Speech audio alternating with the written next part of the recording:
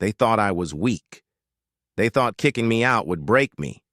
But 10 years later, when they came crawling back, I made sure they felt every ounce of the pain they gave me. I was 18 when my life changed forever. 18, barely an adult, barely out of school, still figuring out who I was, what I wanted, where I belonged in the world. And that's when my parents decided I wasn't their problem anymore. It was a Tuesday night. I remember because I'd just come home from my part-time shift at the grocery store, sweaty and exhausted from stocking shelves all evening. I walked into the kitchen to grab a snack, and there they were, my mom and dad, sitting at the table, stone-faced. "Sit down," my dad said. The way he said it, so cold, so final. My stomach dropped. I sat. My mom wouldn't look at me. My dad cleared his throat and said the words that still echo in my head even now. "You can't stay here anymore. You're 18. We've done our job. You're on your own." At first I thought I'd misheard. "What? What do you mean?"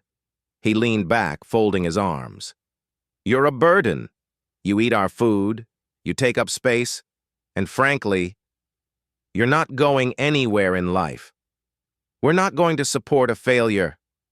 My chest tightened, my face burned. A failure, that's what he called me. I looked at my mom, silently begging her to step in, to defend me, to say something. She just shook her head, eyes still averted. "I'm sorry," she whispered, "but we've made up our minds." And that was it. No discussion, no second chance. They sent me to my room, told me to pack a bag. By midnight, I was standing on the curb with a backpack and $50 in my wallet, watching the house I grew up in disappear as they shut the door behind me. That night, I cried harder than I ever had in my life. Not just because I was scared or homeless, but because I realized the people who were supposed to love me unconditionally didn't. They gave up on me. They threw me away like trash. And in that moment, I swore to myself, if I survived this, if I built something out of nothing, I'd never forgive them. Never. The first few months were hell. I crashed on friends' couches, worked double shifts at the grocery store, sometimes skipped meals just to save cash. I studied by flashlight in the stockroom on my breaks, desperate to keep up with classes at the community college I scraped enough money to attend. There were nights I thought I wouldn't make it, nights I thought maybe my dad was right, maybe I was a failure. But then I'd hear his voice in my head again. "You're a burden. You're going nowhere." And it would light a fire in my chest. Every insult, every cruel word, I used them like fuel. Fuel to keep pushing. Fuel to prove them wrong. Years passed, slowly, painfully. But I built myself up piece by piece.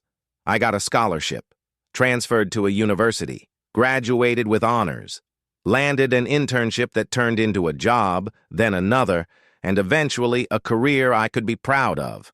By the time I was 28, I had everything they said I'd never have.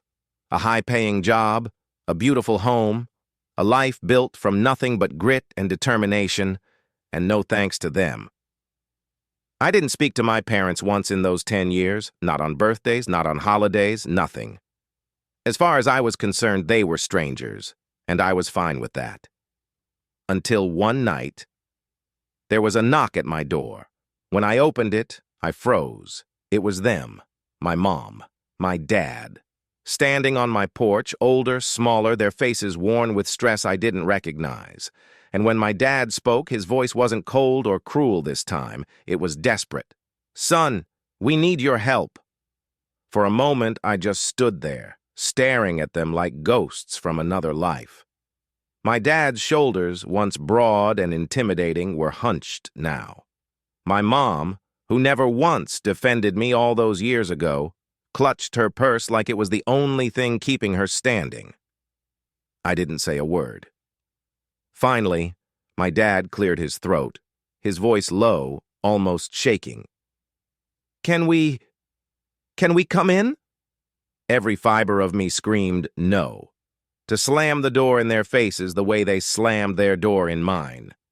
But curiosity, or maybe just some twisted sense of closure, made me step aside. They walked in slowly, eyes scanning the house, taking in the polished floors, the framed diplomas, the photos of me smiling with friends and colleagues, and I could see it in their faces. Shock, pride, and maybe a little shame. We sat in the living room, the silence so heavy it felt like a weight pressing down on my chest. Finally, my mom broke it. We didn't know where else to go. Her voice was small, fragile. I crossed my arms.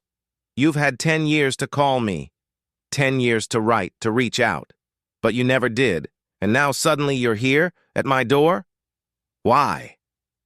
My dad shifted uncomfortably. He wouldn't meet my eyes.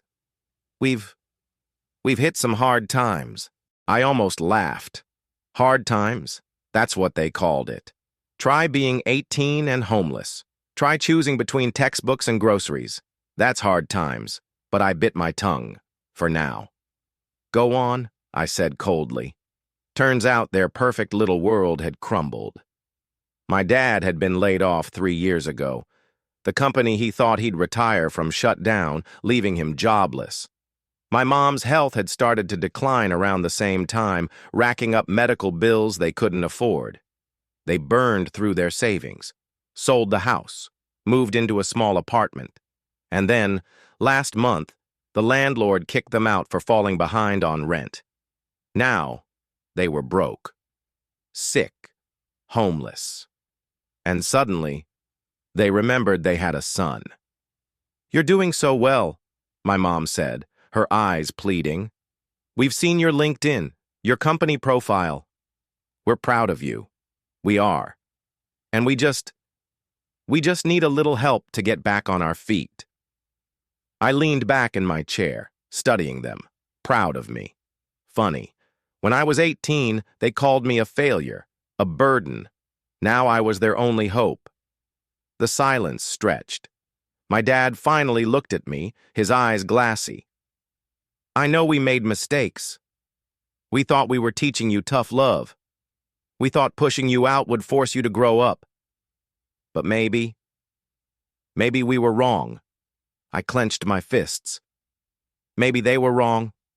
Those words weren't enough. Not after nights spent hungry, freezing, abandoned. Not after the years I fought alone, with no one cheering me on, no one believing in me. But I didn't yell, I didn't cry, I just looked at them, calm, collected. And I asked the question that had been burning in my chest for 10 years. Tell me something. That night, when you kicked me out, did you even care where I went?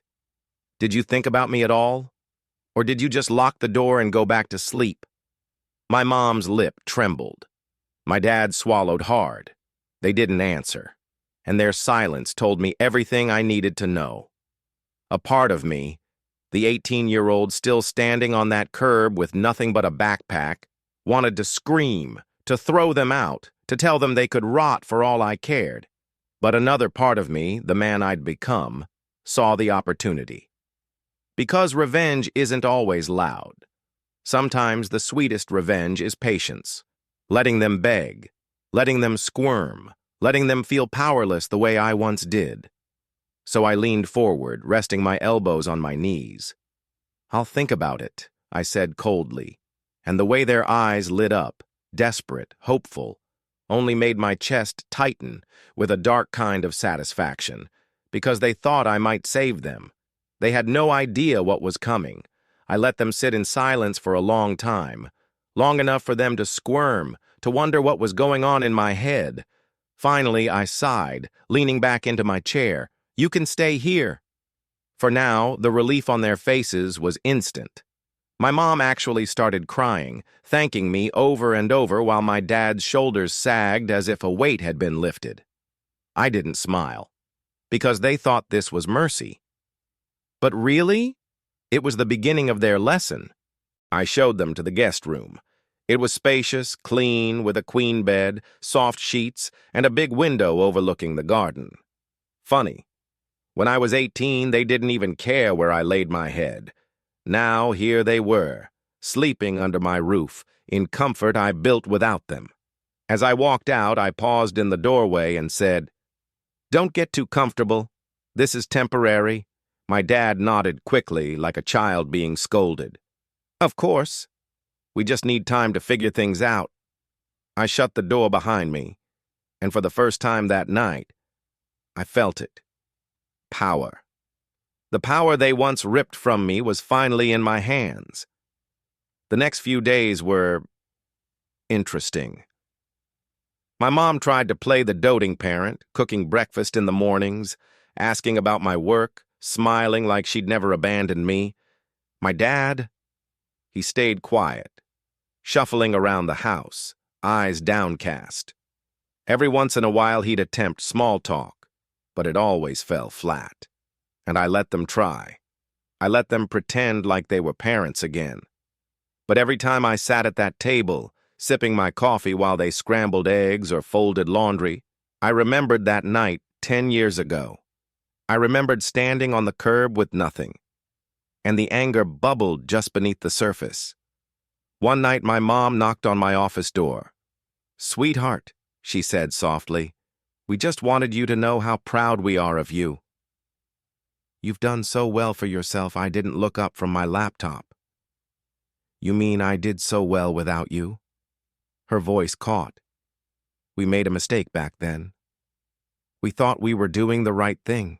We thought you'd grow stronger if we pushed you out." I turned to her, my eyes cold. "You didn't push me out, Mom. You abandoned me. Don't dress it up like it was some noble act. You left me to starve, to struggle, and now you're standing here because you need me. Don't twist the story." She blinked back tears and left the room without another word, and I felt a grim satisfaction settle in my chest. But revenge isn't instant. No, real revenge is slow. It's letting them believe they're safe, that they're forgiven, just long enough for the rug to be pulled out from under them. So I played along. I let them stay. I let them enjoy the warmth of my home, the food on my table, the comfort of my success. And every day, I planned how to strip it all away from them, the same way they stripped everything from me. It started small. I'd forget to tell them when dinner was ready, leaving them to reheat scraps in the microwave. I'd leave the thermostat low at night so they shivered under the blankets while I slept warm in my bed. Little inconveniences, little reminders that they weren't in control anymore. And the best part? They didn't complain, because they knew they couldn't. They knew they were at my mercy. One evening, as we sat around the dinner table, my dad finally spoke up. "We're grateful," he said quietly. "Truly. I know we don't deserve your kindness after what we did. But we're trying. We're trying to make things right." I set my fork down, studying him. "Make things right?" I repeated. "Dad, do you even know what that means? Can you give me back the years I lost? Can you give me back the nights I went hungry, the nights I cried myself to sleep wondering why I wasn't good enough?" He opened his mouth, but nothing came out, and the silence that followed was louder than any apology. As I cleared the plates that night, one thought echoed in my mind. They thought staying here was a blessing, but soon they'd learn the truth. It wasn't a blessing. It was the setup, because the real revenge hadn't even started yet. The thing about power is, once you taste it, it's hard to stop. And for the first time in my life, I had it. They needed me. Every meal they ate, every night they spent under my roof, every ounce of comfort they felt, was because I allowed it. And I wasn't about to let them forget it. It started subtly. One morning, I accidentally left a note on the fridge with a list of chores. Dishes washed, laundry folded, floors vacuumed. When I got home from work that night, everything was done. My mom greeted me with a nervous smile. My dad looked exhausted, but neither of them complained. And I felt a dark, quiet thrill run through me, because I remembered the times I begged them for help with school projects, with bus money, with literally anything, and they brushed me off. Now here they were, folding my socks like servants. The next week, I started forgetting to pick up groceries. When they opened the fridge, it was almost empty. My dad approached me cautiously. Do you want me to grab some things from the store?" I handed him a list. "Yeah, and make sure you use your own money. I'll pay you back later." Of course, they didn't have much. But watching them count their coins at the checkout line, watching their pride crumble as they realized even food was a debt they couldn't repay, it was intoxicating. I didn't stop there.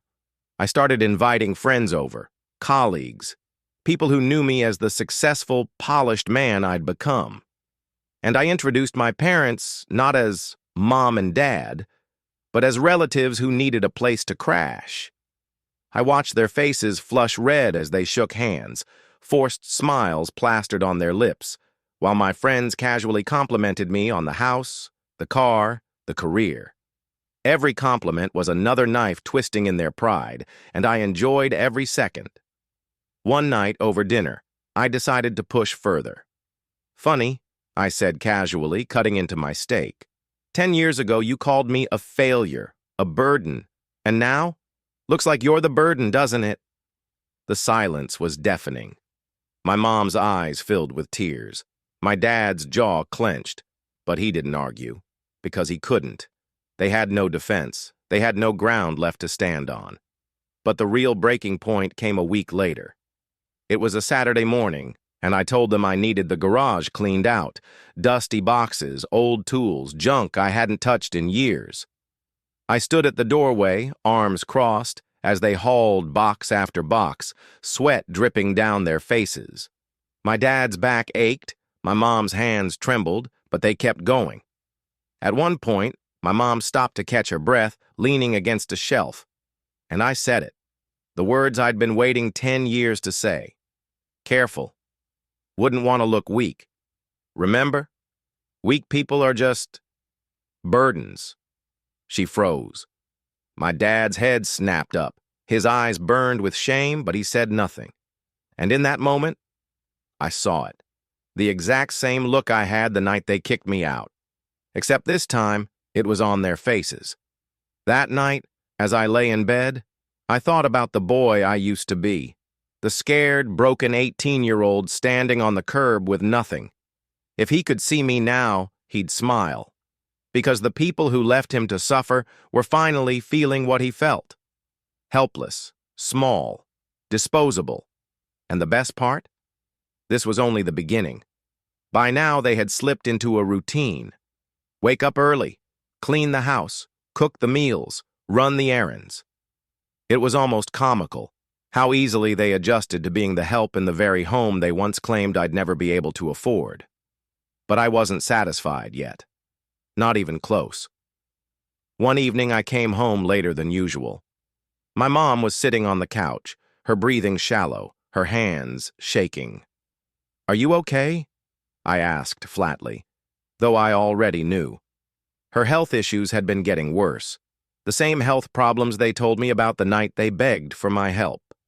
She nodded quickly, forcing a smile. "Just tired, sweetheart. I'll be fine." My dad hovered nearby, his face etched with worry, and I saw it. The fear. The fear of what would happen if I decided I'd had enough of them. That fear was exactly what I wanted. The next day I left a list on the table, groceries, house repairs, laundry. At the bottom I added, "Garage floor needs scrubbing." When I got home, everything was done. My dad's shirt was soaked through with sweat. My mom's hands were red and raw. But the garage floor? Spotless. I stood in the doorway, arms folded, and said, "Good. At least you're not useless." The way my mom's eyes flickered, the way my dad's jaw tightened. It was the same look I used to wear, and seeing it on them, it was intoxicating. But revenge isn't just about chores. It's about breaking the mind. So I started testing them. I'd leave money on the counter. $10, $20, sometimes $50, and watch to see if they touched it. They never did. Too scared, too desperate to prove they were trustworthy. Other times I'd forget to give them keys when I left, locking the door behind me. They'd spend hours trapped inside, waiting like prisoners for me to come home. And when I finally returned, they'd thank me for dinner like nothing had happened. The power was addictive. One night, I decided to push harder. I sat them both down at the table. "I've been thinking," I said casually, "about what you owe me." My dad frowned. "Owe you?" I leaned forward. 10 years, that's what you owe me. 10 years of my life you stole when you kicked me out. 10 years of struggle, of pain, of building myself up without you. So tell me, how do you plan on paying that back? My mom's lip trembled. My dad's eyes darted to the floor.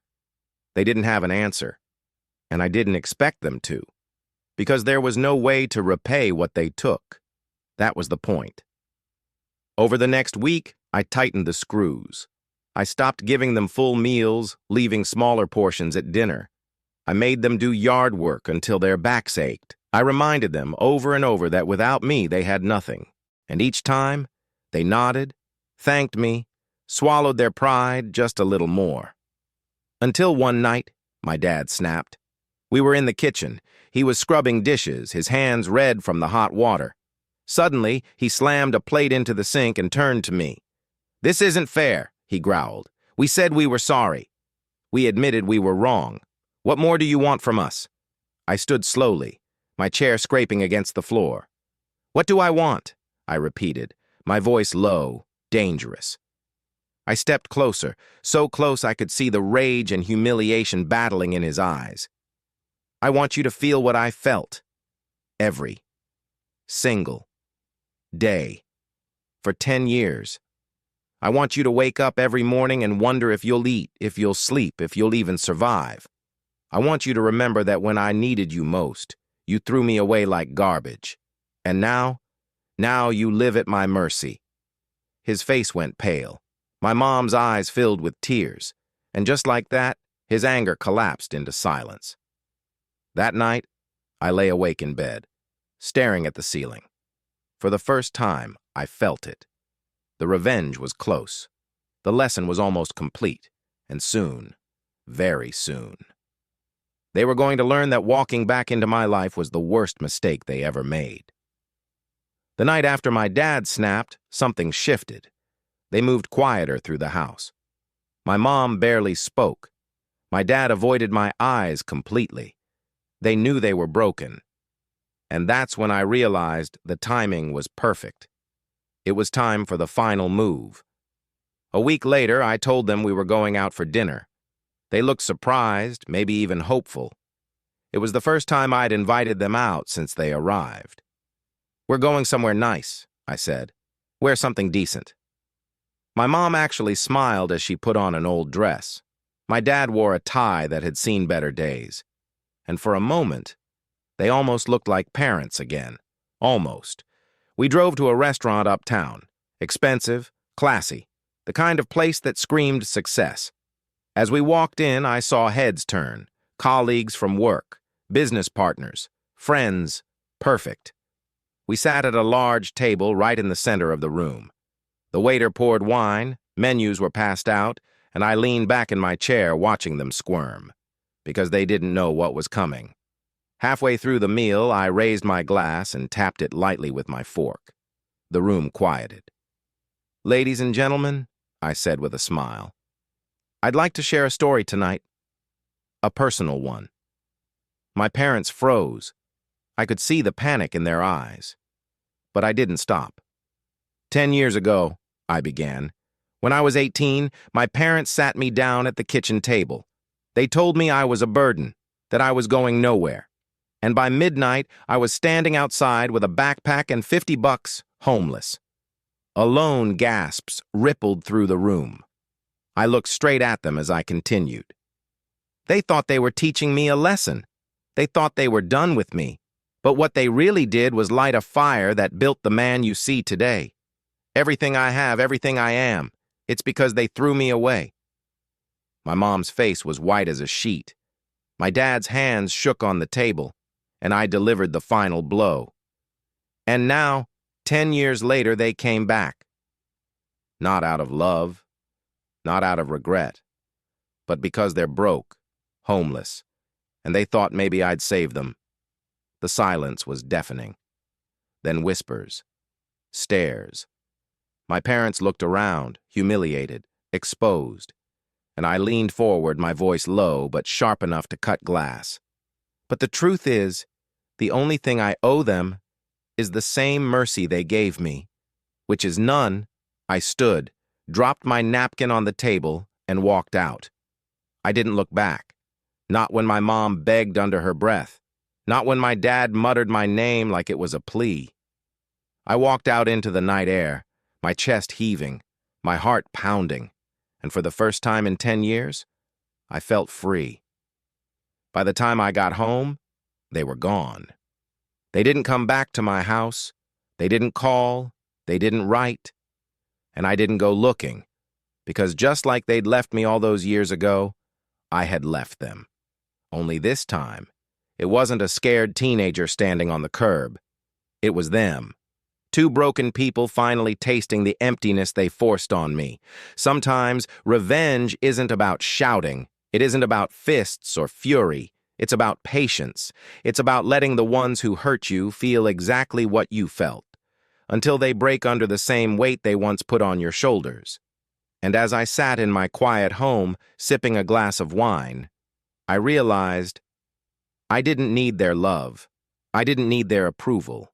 I never did, because in the end I won. And they had nothing.